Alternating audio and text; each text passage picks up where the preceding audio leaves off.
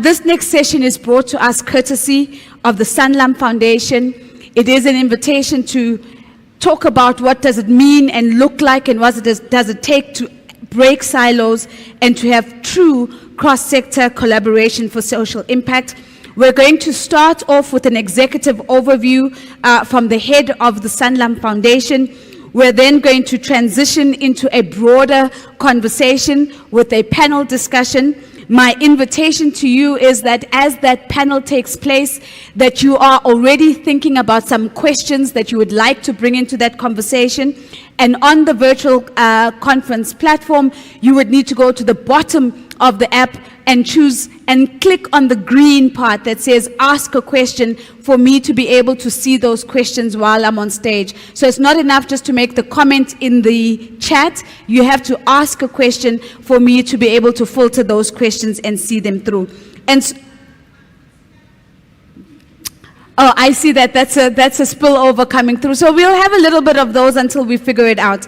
But what I'd love for us to do right now is to welcome for our executive overview from the head of Sanlam Foundation. Rayanne Sedres is not only the head of Sanlam Foundation, but allow me to highlight the fact that she directs strategic initiatives, programs and partnerships at the foundation. She comes into the space with an extensive experience in transformation and uses that experience to really help us think about inclusive growth strategies that promote diversity, equity and inclusion, and she does this for Sanlam across all of their operational territories. Let's give Rayanne a big round of applause as she comes up. Thank you so much, Rayanne.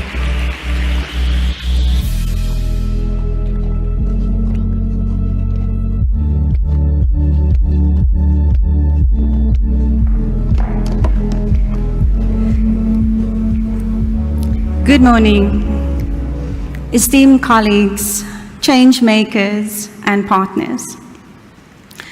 We stand at a pivotal moment in history, a bellwether moment, if any of you have heard of that term, a moment where crisis and opportunity collides, a moment where choices we make today as business, as civil society, and as government will echo for generations.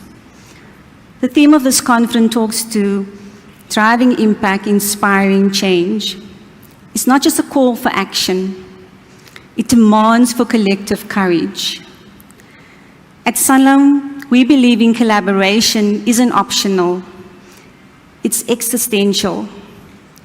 The challenges we face, inequality, unemployment, financial exclusion, are too vast, too interconnected for any sector to solve on its own. But together we're able to rewrite the future. South Africa's reality is vast. We heard of the massive unemployment rate, specifically in our youth sector. 60% of our youth are currently unemployed in this country. Millions lack access to education, financial tools, as well as pathways out of poverty. These are not moral failures. They are systemic risks to our economy and social fabric and our shared prosperity. But let's be clear, my speech isn't about despair. It's about disruption. Disrupting the status quo of working in silos, disrupting the myth that any one sector is able to take us out of this crisis. At Sanlam, our purpose is to empower all Africans to be financially confident. But we cannot do this alone. We know we can't do this alone. Financial inclusion, opportunity, risk resilience demands cross-sector partnerships, and the power is in this room. So let me share a little bit about how we see collaboration at Sanlam. Youth for Tourism, which is done in collaboration with our youth employment services, and we heard Sis Booty talking about the YES initiatives. Actually, Sanlam puts 40 million into that program, specifically to look at how we can help youth not just gain skills to become employed, but to help them to become employers where they're able to create jobs. And this is a collaboration with YES, and not just YES, but also with other corporate South Africans. Through our Money for Show and our WageWise, we've reached over 112,000 plus South Africans, transforming how low-income earners manage money. We fixated with small, medium, micro enterprises. I say fixated because everything we do is we know that we're going to break the cycle of unemployment by creating more jobs, and it depends on this golden goose, which is our micro, small, and medium enterprises.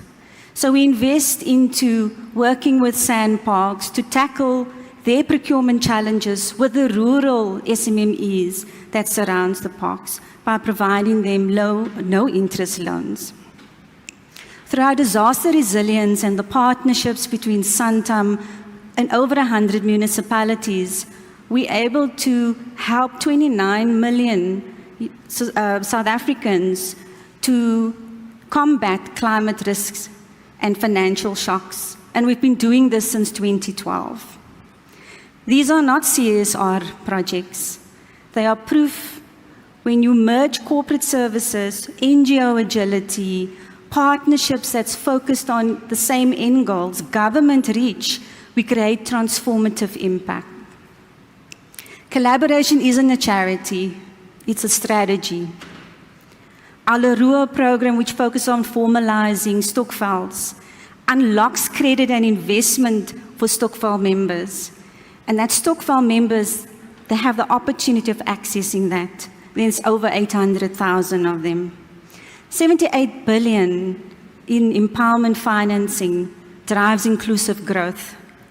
And across Africa and Asia, 92 million clients trust Sanlam solutions. Because we're about partnerships, we're about communities. This is how you scale equitably, how we de-risk innovation, how we ensure solutions are by the people for the people. So today I challenge all of us, thinking systems. Poverty, unemployment, climate change are all intertwined, so our solution should be as well. Share the power. Let's move beyond transactional partnerships, and co-create together. Trust NGOs' grassroots wisdom, leverage off corporate scale, and amplify government's policy. And we have to measure differently. Success isn't just outputs.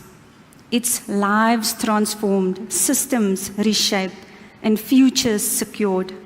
To every leader here, your collaboration is not a cost. It's an investment into the future where prosperity is shared and not hoarded. At Sanlam, we've chosen to be the catalyst for resilient, inclusive in Africa. But catalysts don't act and can't act alone. They spark reactions. And that's what we're hoping to do here today. So let's this conference be our reaction, yours and ours. Let's break the silos of urgency, this moment demands. Let's stop admiring problems. Let's start architecting solutions together. The question isn't whether we can collaborate, it's will we. The future is watching us. Let's make it count. I thank you.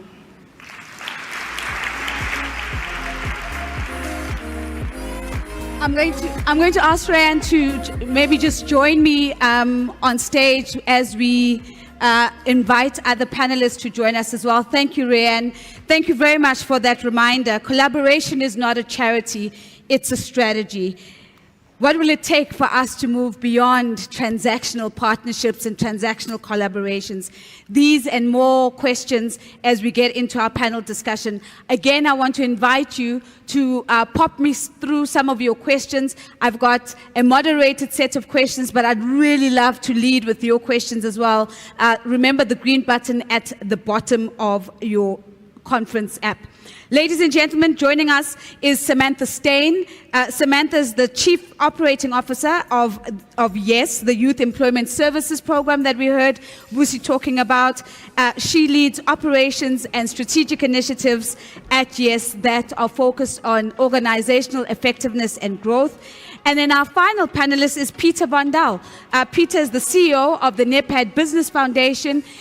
He's wearing multiple hats because he also acts as Executive Secretary for both the Strategic Water Partner Network and the SADC Business Council.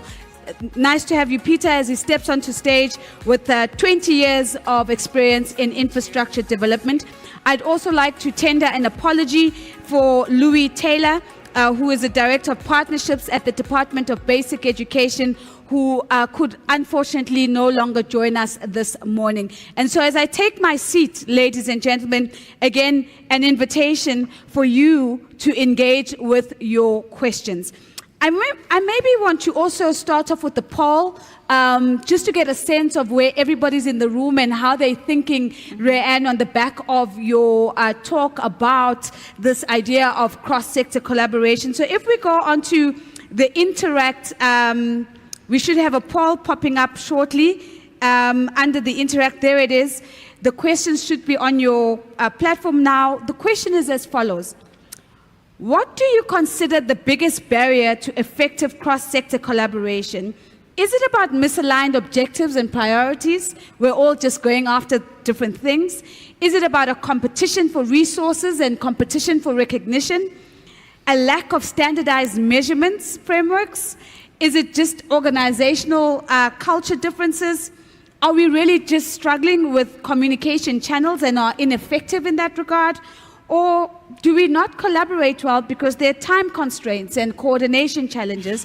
And so to my panel, if you look at the screen there on the floor, and if your eyesight is not as good as mine, I'll tell you what the answer is. We're seeing that about half of the room is saying that the challenge is competition for resources and recognition. That's about 55% at the moment in the room, and that's closely aligned at about 30% by people saying, actually, I think it's misaligned objectives and priorities. And I think it's interesting that people are saying it's actually not about the organizational stuff. It's not about the inability to communicate with those sitting at just 3%. So we keep that at the back of our mind as we get into this conversation.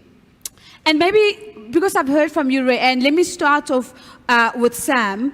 Sam, if we look at YES, you are smack bang in the center of multiple sectors, because that's the only way we truly, really respond to the youth unemployment problem.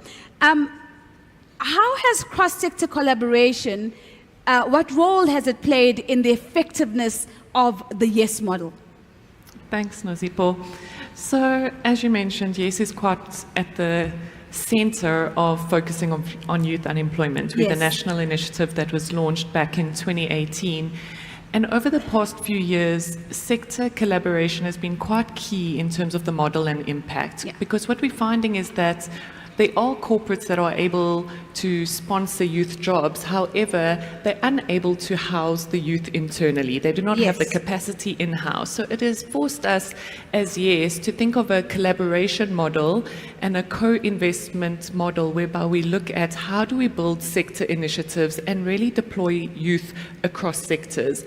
And so 30% of our corporates utilize that model, but we've gone further because we know that we are beyond compliance. We have to be far more deliberate in what opportunities we are creating for our unemployed youth, where's the demand, and how do we use the platform that is so unique that YES has, where we have over 1,000 corporates participating in the YES initiative. How do we bring in that crowdfunding, the focus to really focus on key sectors where collectively we can make far more of an impact and difference for our unemployed youth than if each corporate had to do that in isolation. And Rayanne mentioned a great example in terms of the Youth for Tourism initiative, where we got a number of corporates and we really focus on creating jobs for unemployed youth within the tourism sector.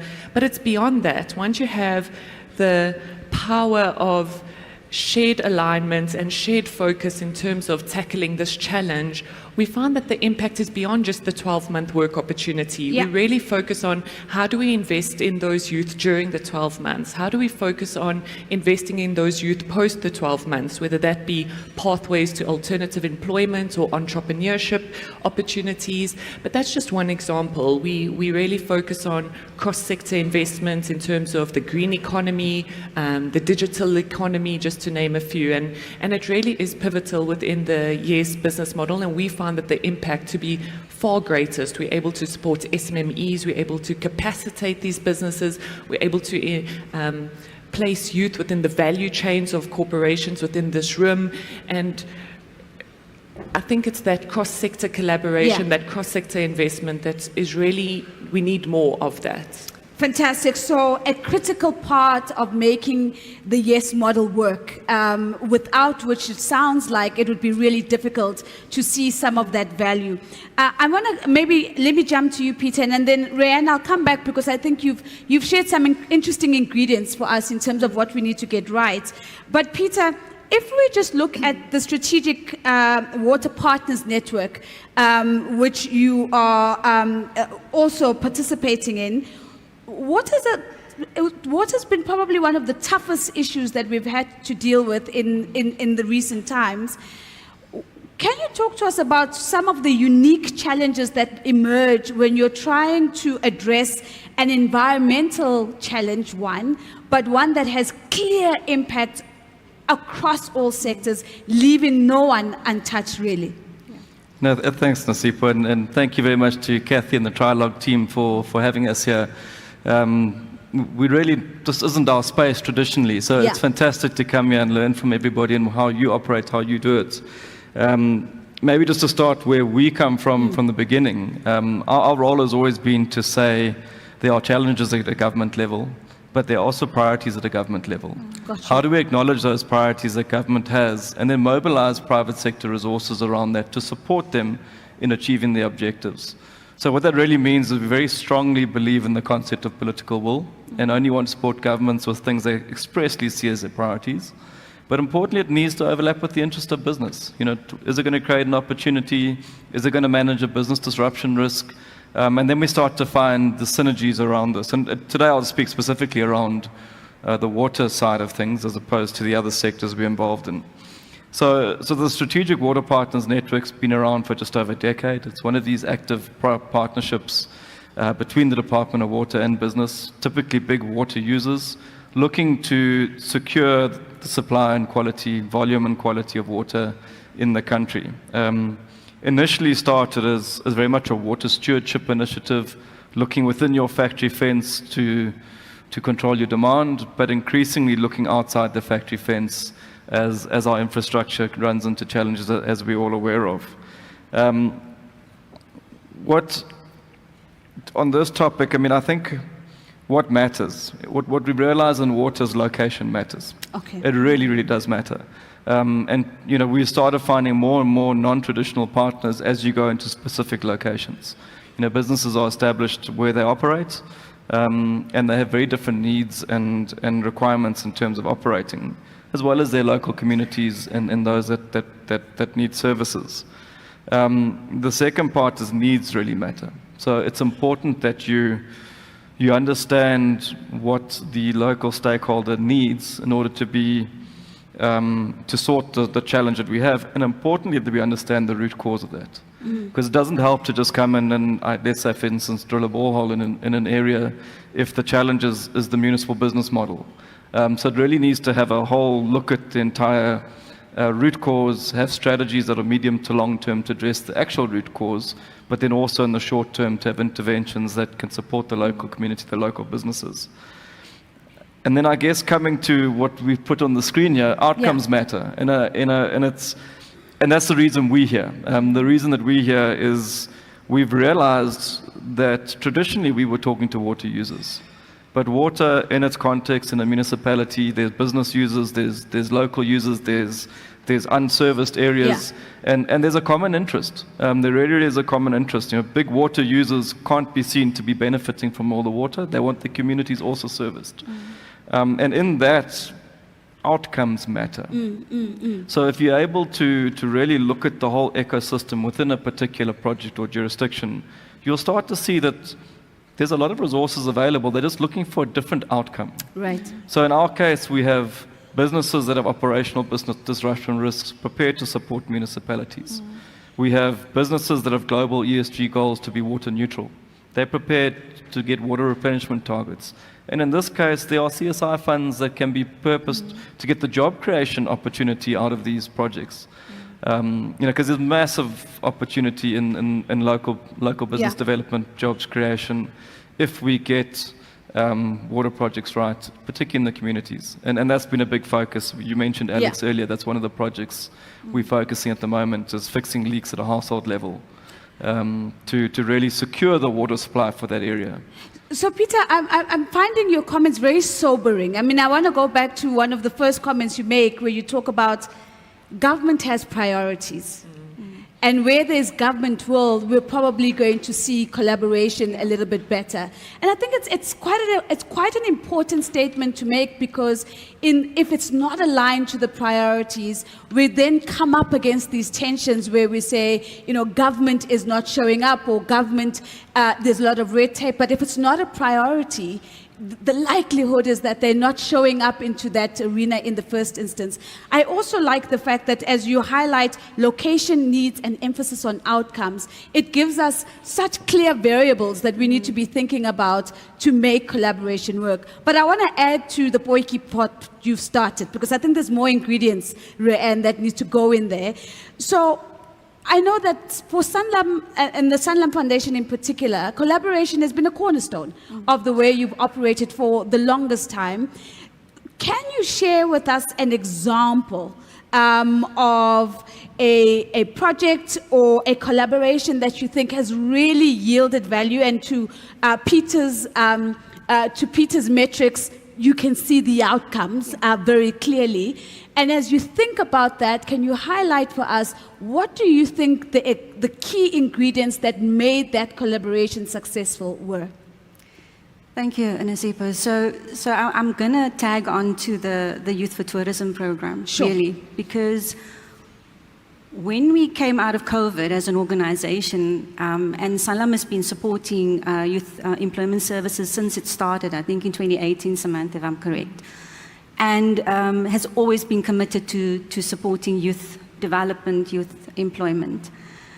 But when we came out of COVID, there was, when we looked at the state of certain sectors taking a massive hit with regards to being still for a period of time, and tourism being one of them, we realized that we needed to do something very different when it comes to supporting youth employability. We needed to turn it on its head. And we also knew, and I noted that in my introduction, that we couldn't do this alone. Yeah. However, and this is the point I think that Samantha makes, is that you need a lead corporate to lead the vision. Okay. And then you need to make sure you can sell that vision to others that might not know that they need it right now. Okay. But they all have the belief that we need to be doing something around youth unemployment in this country. And so we asked the youth team to co-create with us a new philosophy, a new approach to supporting youth with skill capability, and I call it portable skill capability, where they're not only able to utilize that skills within business or corporates, they're able to create their own small business with that skill. And I think of something as simple as photography, videography, drone pilots, chefs. These are all skills that when youth have them, and you have to use your hands with them, to be honest. And so with the youth itself, as they're skilled up in those skills, they're able to find employment. But more importantly, if they can't, and this is what this group of cohort, our first cohort did, they realized they can start their own small business. And so we allowed them to lead us from there. Yeah. And our next cohort now, which the YES team is busy working on, we call it Youth for Business, because they've migrated from that skilling up of skills, and Sisbusi speaks about skills, But skills is only as good as what you do with them. Yeah. And what I'm finding in South Africa, we're skilling for the services sector. And that means you need corporates to employ these youth. We should really be focusing on the capability of skilling youth with skills that they're able to utilize it other than just in corporate. I think of the gig economy, for example. I mean, this is a gig that we have going here. In this gig, you have caterers, you have videographers, photographers, you have eventing specialists. So those are all portable skills. You can use it for any corporate has massive events. I just think of Sanlam. I think we have over 200 events a year. Now, the capability of these young people, what we've done as we migrate them to being youth for business, we've actually invited them into the system, into our procurement system, where we utilize their skills. So when we're doing an event, our videographers, our photographers are the very youth that we've skilled up. And so it's that access to market is what's going to break the camel's back around creating these micro businesses. And once they grow, they're able to employ. We found, I mean, Sam can probably give a couple examples, but we found with these 60 youth that we now taking to that next level, they've started to employ people. Yeah. And for me, that is the whole point, is then we start addressing this issue of unemployment in the country. So, Rianne, I think it's an incredible response and a great example of collaboration that works and what it's taken. But one of the first things that you've said, and I got stuck at this because I thought it was so provocative that we've got to go back to it, the idea that you need a lead corporate, almost like an anchor partner who buys into the vision first. And I can imagine that there might be corporates all sitting back saying, well, somebody needs to take the first mover risk.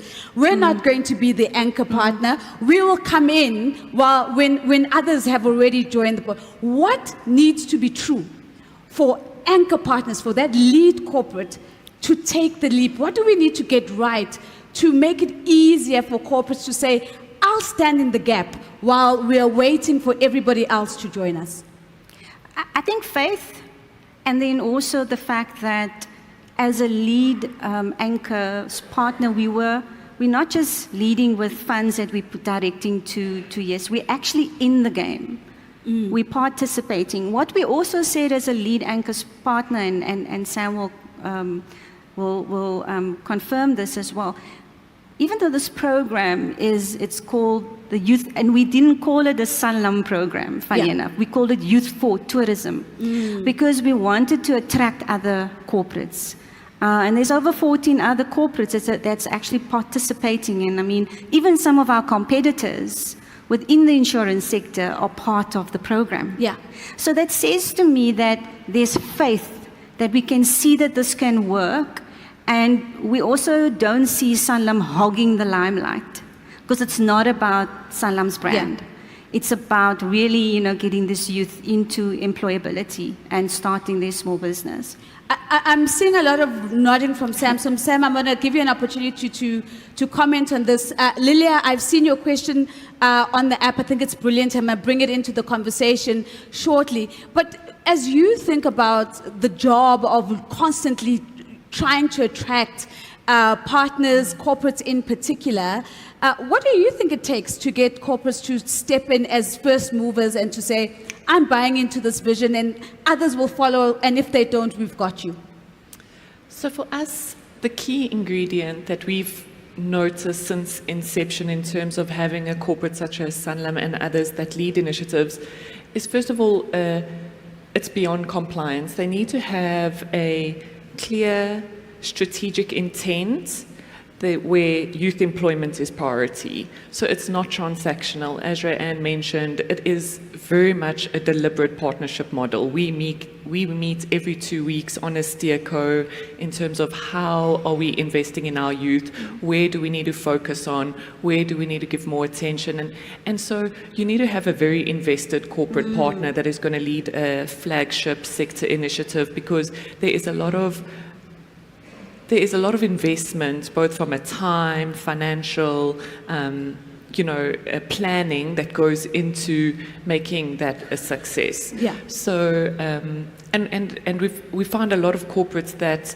are leading sector initiatives, because one thing that I do believe has changed significantly is that youth employment and youth unemployment is a crisis in this country. And if corporate SA doesn't get around this and doesn't give it the attention it needs, I think we can all agree that it is a ticking time bomb. Yeah, I think it's a brilliant conversation. I'm going to be a bit cheeky because, Peter, the way I want to bring the next question to you is to build on this a little bit. So one of the things that Rhea Ann says to us at the beginning is she says it needs to go beyond being transactional. That's one of the requirements of the relationship.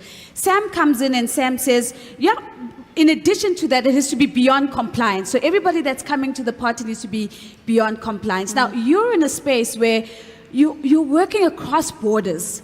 And if there's ever going to be competition for recognition, those sovereign lines, in terms of countries going, no, this is our project, this is our doing, that competition for recognition and competition for resources is just so real.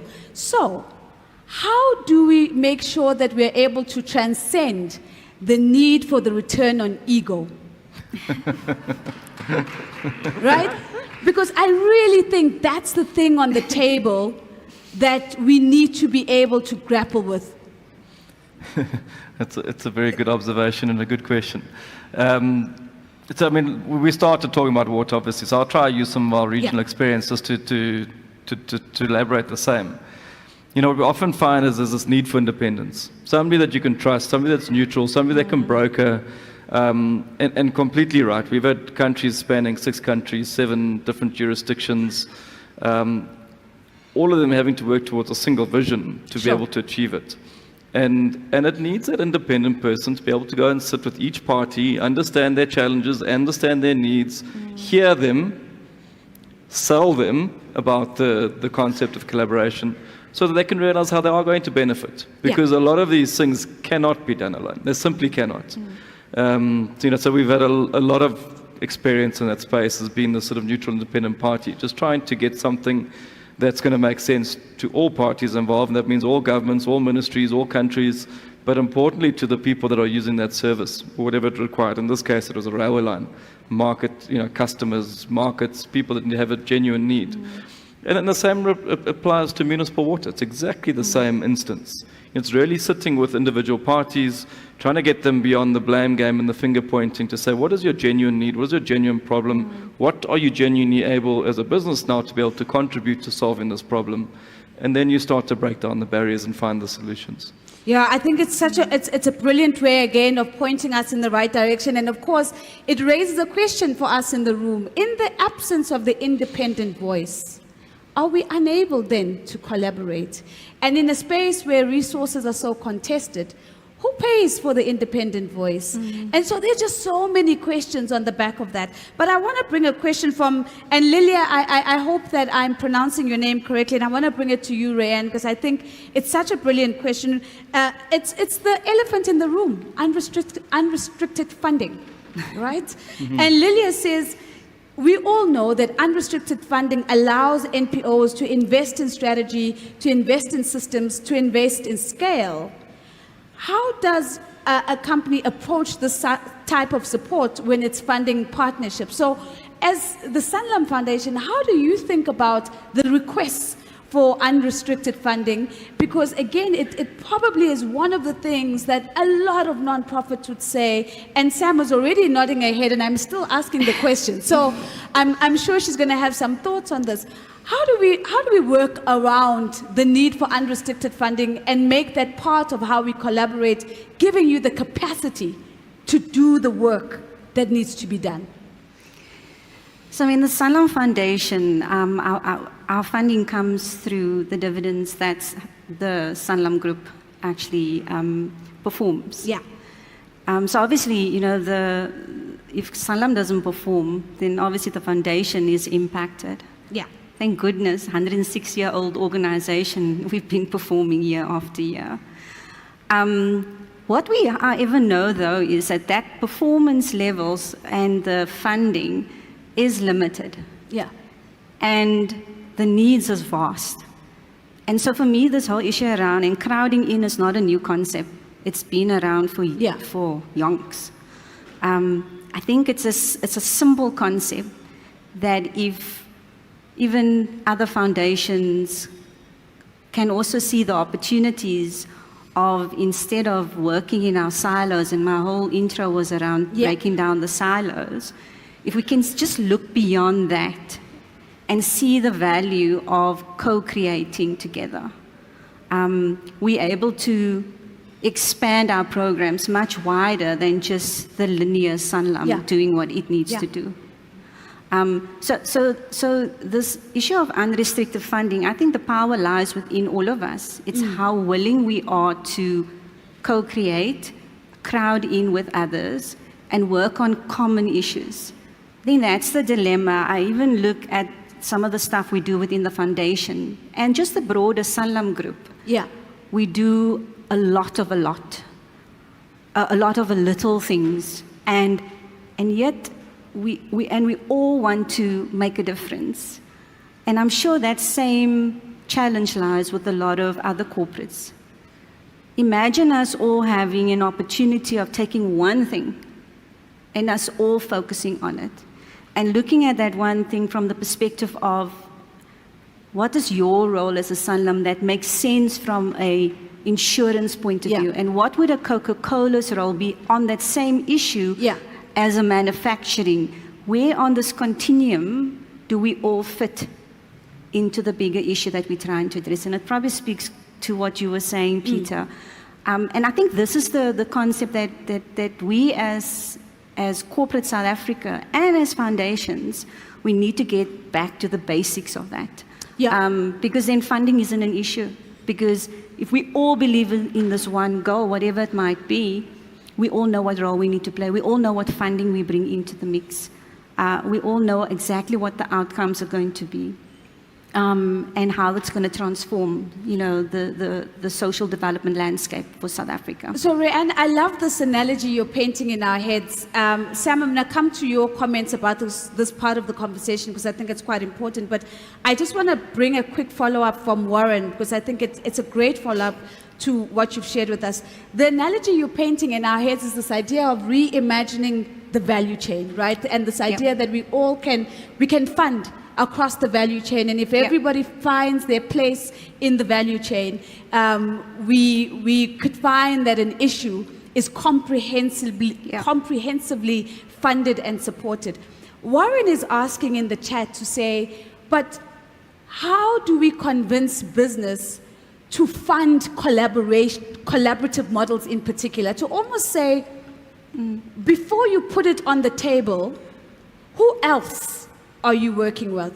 Who else is contributing in the value chain? Because that in itself, that conversation really then pushes the momentum of collaborative approaches. What are your thoughts on that? Could we do a better job of funding collaborations in the main as a prerequisite? So I mean, I'm going to use the Youth for Tourism again as an example, because I think getting collaborators to come together where they're not sure whether they can trust each other, whether I might be putting in too much and you too little. Are we going to be everybody going to be putting skin in the game? Yeah. You actually need to have a central core that is trusted. And typically, YES is a central core. So if you think of YES and you look at its membership base, who's the funders that are funding YES, I mean, it's corporate South Africa, small business, they have the ability to draw people together. So I think the collaboration happens quicker when you have a trusted central facilitator. Yeah. And is that different from Peter's independent voice in the room? And I think it's there is a combination of that in it, definitely. Because no, it's actually Peter's referring. He actually referred to the value chain as well, and being the independent and getting all of the countries to see themselves on this value chain and how they interdependent. Yeah.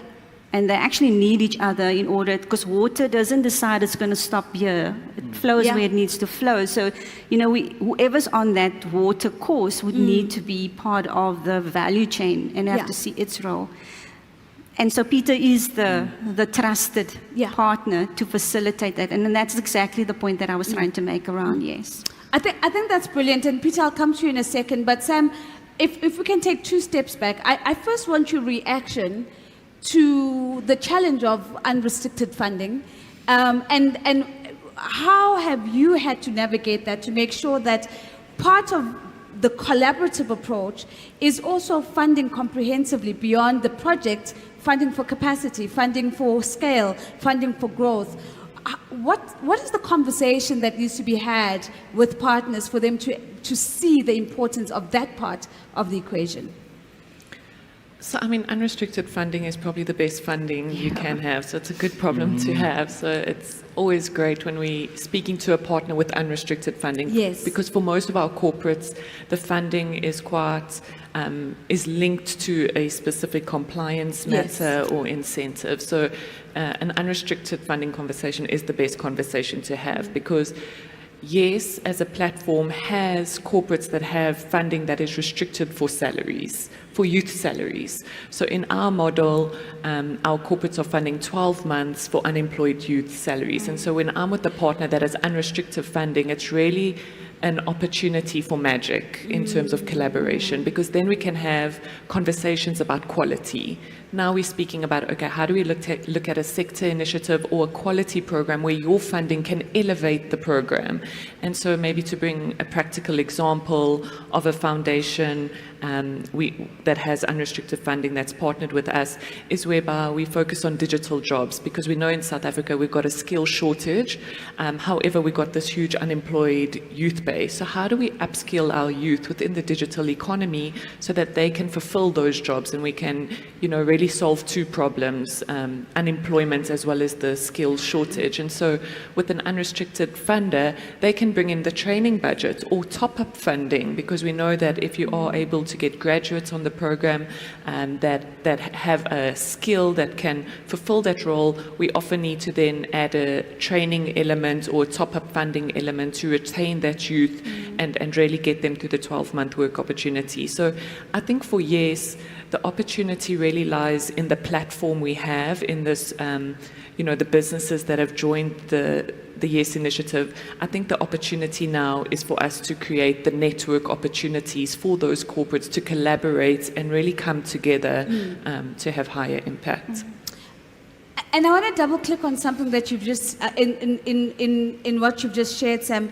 When you reflect on the tough conversations, when you're approaching a new funder, a potential funder, and you are highlighting just how collaborative this particular opportunity might be, what is the stickiest part of that conversation? What do partners need convincing on in order to jump into a collaborative funding space? So I think the hardest thing is always, although funding may be unrestricted, there's always limited funding available. And so we find that the toughest part of unlocking funding from corporates is that a lot of corporates or foundations already have a lot of initiatives that they're invested in. And it's often about relocation, and then it becomes a conversation about priority. Yeah. Well, what are the priorities? Ra'anne mentioned that you'll find that they invested in a whole bunch of activities, and we find that across corporate SA. And it's really about, I feel it's YES's opportunity to really demonstrate, if you have a limited amount of resources, where can you get the most impact for your resources? Where as a country can we invest our money that really gives us the highest return on investment from a social point of view? Yeah. And we've had the benefit of scale, whereby we can demonstrate the most cost-effective, highest impact model for corporate to adopt. And it's really about taking the initiative and the decision to relocate and invest in this initiative or a youth employment program. And that means detracting or cancelling an investment in another program. And I think this, and that's such a good point that you make about the trade-offs and the decision-making process there. So I've got a flood of questions that have come in. I'm going to try and pick in the last 15 minutes that we have. But I wanted to maybe just read out a comment first. And this is Mpho saying that I think funding is not an issue, says Mpho. Facilitation of the much-spoken collaboration is what I feel is the missing ingredient in the Poikikos. And I think you would agree with that, Peter, because that's where you took us into this independent voice and this facilitator role already. But I want to bring this question from Jacques, and I want your reflections on this, Peter, and maybe, Ryan, you might want to take a bite at this as well. Jacques is saying, will corporates rather give a lot to one trusted service provider or less to many? In other words, do we give 1 million to 10 and then have to manage 10 service providers? Or do we just give 10 million to one and then just have to manage that one service provider? So, Ryan, I'm going to give you a chance to chew on that because I think that was more for you. But I do want your thoughts on this, Peter, because I think there might be lessons for us to also think about what can we learn from your world where resource allocation is also very important. What are the trends that you are seeing when it comes to funding collaborative projects? Is it easier if one government steps up with the budget? Does everybody give a little bit? What are your thoughts on that? And then Ryan will talk about the headache of managing one versus the headache of managing 10. But to Peter first. Yeah, it's kind of my response to where we were going with this discussion. I mean, and particularly if you're talking about corporate funding, I think it's kind of the discussion we were having. I'm from the business sector initially, somehow landed in this sector, like many of us are and had similar journeys. But talk the language of business understands. This is not really about collaborations, deal making. Sure. You ultimately are, in a typical transaction, you've got equity providers, you've got debt that you're trying to leverage. Collaboration in this sector is exactly the same. The equity providers are different companies that have specific set of IRR returns, they have a jobs return, or they have a water replenishment return that they're looking for, and they got a certain amount they can contribute it. So you have to put together a project structure and an equity structure, in this case a collaboration structure that can start to hit those milestones, take the early risk that's required, then start to benefit from the debt portion of this. In this case, it would be working with an infrastructure fund, working with a jobs fund, these types of institutions and facilities that can start to scale up and really get leverage out of contributions from smaller parties. So, for me, that's the language that businesses understand. And what you think of what's involved in that, it's an active activity. You can't sit back and wait for collaborators to appear. You've got to go deal make. You've got to go identify people that have these needs, have this common vision, have resources, and get them on board with the vision of what's required, knowing what return they're looking for out of that project and how you can leverage their contribution. So, Peter, and just to coach Jacques, that depends on the individual company. We will all say that one thing is better than many. But that's not reality, right? I mean, different companies have different needs, and you got to find what you can take from what they can provide within a particular structure. So, Peter, the reason why I'm not liking you on this panel is that you keep bursting our bubble. So Peter is even questioning our language. This is not collaboration, this is deal making. It feels so clinical, but I hear you, because what I'm hearing you say is, let's strip away the fluff. Let's strip away some of the things that might be comforts in how we position them and how we talk about them. And let's have a real conversation about what are we actually trying to do. And when we start thinking about these opportunities around how do we make a deal, get to a deal that makes sense for everyone, then maybe we begin to see some advancements and some progress in that space. It's a difficult one to hear, because what I'm hearing you say is, are we even speaking the language of business? When we come into the room, we want to come with collaboration and holding hands and so on, whereas business is saying, what am I getting out of this deal, and how do we make this deal make sense? I'll keep that at the back of my mind, and I won't come back to it. But I want to bring that same question to you, Ray, and as I go through the questions as well, what's easier? And what's the preference? And maybe the real question is, what happens in the end? Do we make the difficult decision of saying 1 million, 10 service providers versus one service provider, 10 million? What is it that actually matters in the end? Is it the many or is it just one? I don't think we start with divvying out the money first and then Sure. saying it's, we need 10 because each one's going to get 1 million. I think what's important is our service providers have got the specific skills to support us in addressing the actual social development initiative Yeah. that we're trying to target. What we found, though, is that many of our smaller NGOs that we work with, a lot of them actually could leverage off each other. And I think that's where the opportunity lies, is for them to, in the corporate world, they call it create co-ops. Yeah. Because we're now changing languaging, so deal-making co-ops. Yeah. So the fact is that, you have the opportunity of getting them to collaborate together, because together they can be so much more impactful, not just to the Sanlam, but to whoever else they're offering on the same skills capability, as opposed to a singular, only being able to target one particular area. They collab together, they have now a collective offering Yeah. beyond the scope of what their needs are. Obviously, dealing with a lot of implementing partners does come with a lot of burden around management of that. Yeah. And the monitoring and evaluation thereof. Yeah. And so any institution, whether you, in the social development space or whether you're within corporate, would say, preference would be to one. Our philosophy is it's who's best equipped to do what needs to be done. Sure. Sure. And then to try and get them to work together where we see opportunity of them learning and having a much better value proposition. That's another new word I'm throwing in, to offer on to corporates. So as we begin to get to the tail end of our conversation, I want to put the same question to all of you. And I know that this conversation has been quite broad. We've touched on a range of things, from independent voices to how do we resource allocate, to how do we fund, and so on. But if you could reduce it and distill it to one bold step that you think needs to be taken by your sector, what would that be, and how would it really allow us to advance this idea of collaborating across boundaries? And what support would need to be in play in order for that to be true? And maybe I'm going to start off with you, Sam, to kick us off. What is the one bold step that we need to take? What impact would that bold step have? Because I want to speak outcomes, because Peter is looking at me.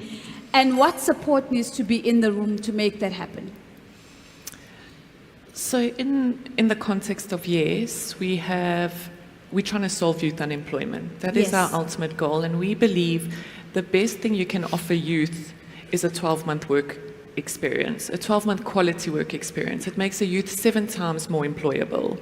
So if you speak about outcomes, to date, we've had 1,800 corporates participate in the YES initiative, and cumulatively, Corporate SA has sponsored 180,000 work opportunities for unemployed youth in the last 6 years, which is it is no small effort. It's in terms of outcomes, it's 10 billion rand in salaries in youth wallets, which goes into communities. We know that 75% of our youth come from grant recipient households, that 79% of them have a minimum of 2 dependents, etc. So we know from an impact point of view, it is material when it comes to getting around the table and agreeing that this is a priority.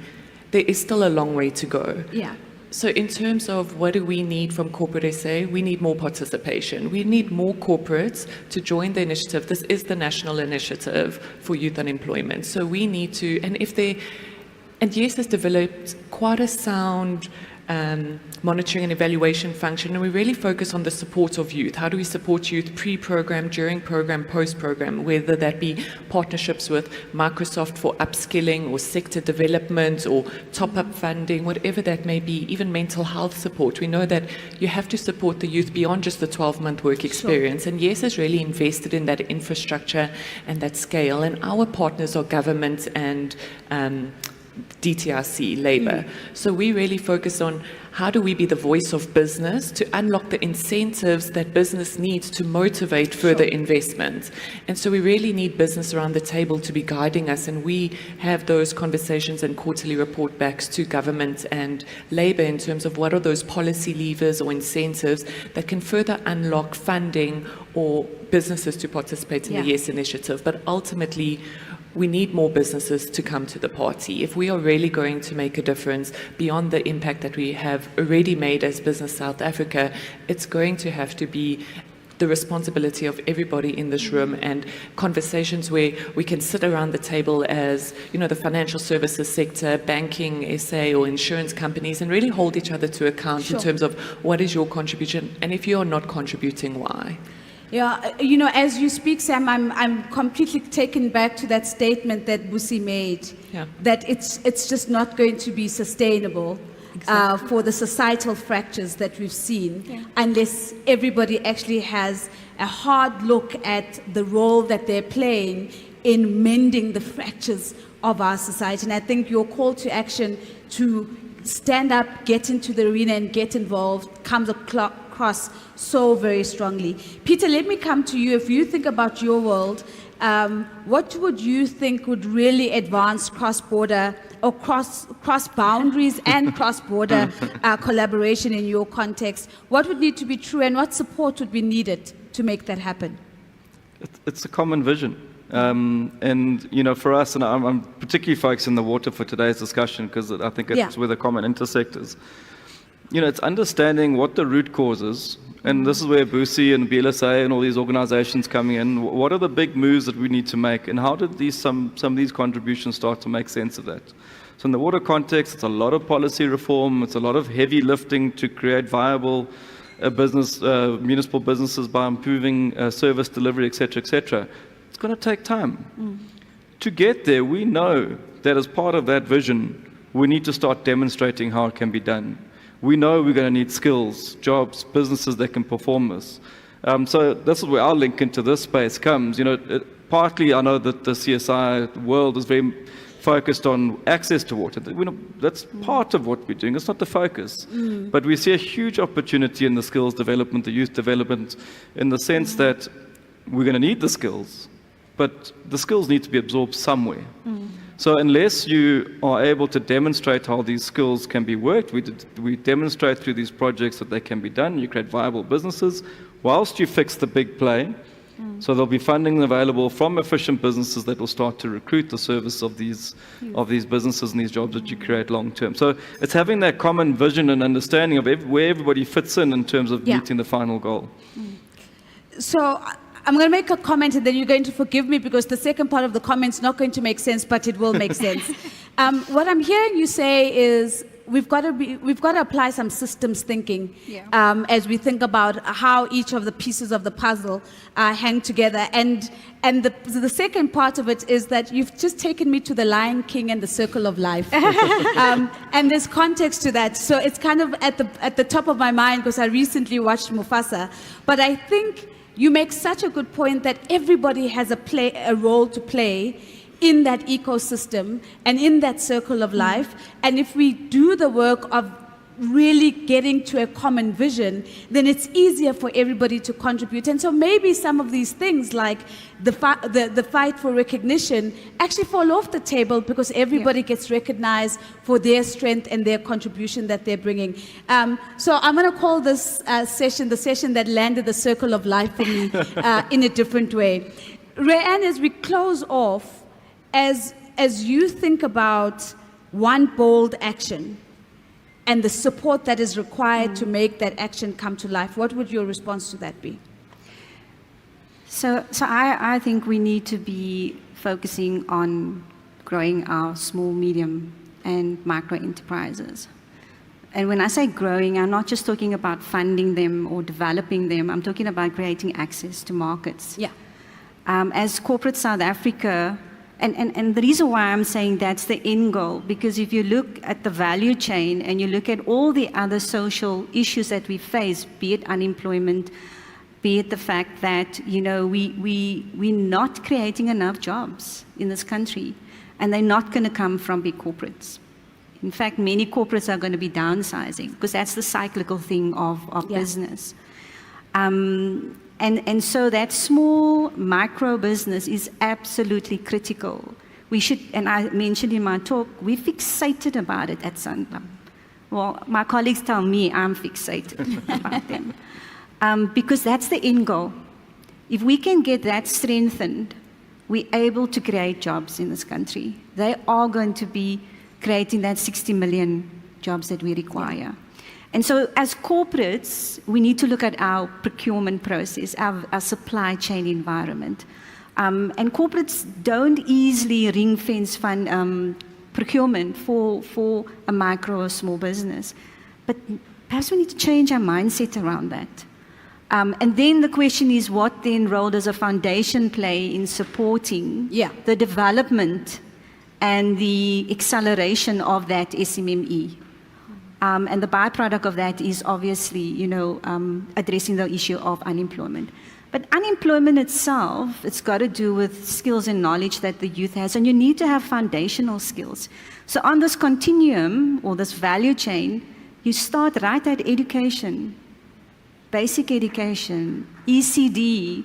You need to start at that level if you're going to get the end result of a youth that is able to go into that employability market. So what I'm saying is that we need to look at these things from a systemic thinking. We need to look at how all of the players on this value chain can play their role in addressing some of these issues. And then at the end of the day is we all don't have to do everything. Maybe Sanlam's job is just to focus on the SMME, but another corporate could focus on ECD, education. It's finding our spaces and allowing us to live there. Not that we're not going to hoard the fact that we're focusing on ECD. We know we're working on a bigger end goal collectively. And I think this is the kind of mindset we need to have within corporate South Africa, and then of course foundations as well. I think we need to change our mindsets. It's a mindset shift. And I'm speaking to myself as well. Thank you so much, Rand. So what's happening now is that we've got a flash on the big screen that says, stop talking, your time is up. But I am actually aware that our next guest has sent us a video rather than being in person. So I've got 2 minutes and I'm going to use 1 minute. I'd love for you to think about, and this is something I like to do just to get back at my panelists if they've been difficult. I'd like for you to think about a billboard. The billboard is going to be here on Marlborough, so we're all going to see it as we come out. And just remember, so Ryan, it's not a proposal, it's a billboard. Sam, it's not a proposal that you're sending to Ryan, it's a billboard. It's not a government policy document, Peter, it's a billboard. So short, sharp, concise, and to the point. And I'm going to help you. It starts off with 2 words, and you've got to complete the sentence. The 2 words are collaboration demands, and you get to complete the sentence. So what usually happens at this point is that the bravest person keeps eye contact and everybody else looks away. So you can't all look away. So what we're going to do is, Peter, you've been the most difficult, so I'm going to start off with you, give you the least time, and I'm gonna come to Sam, and then Ryan gets to take us home as the sponsor of this conversation. Collaboration demands. Sure. Sorry for being difficult. So for me, it's not necessarily completing the sentence. For me, it's the picture that's going to be on that billboard. Oh, okay, fantastic. What's the picture? And the picture has to be something around people with water, and they have access, and they have lives, and they have businesses that are driven by the access to water. You see, when I say Peter's difficult, this is actually what I've been meaning, but it's a beautiful image.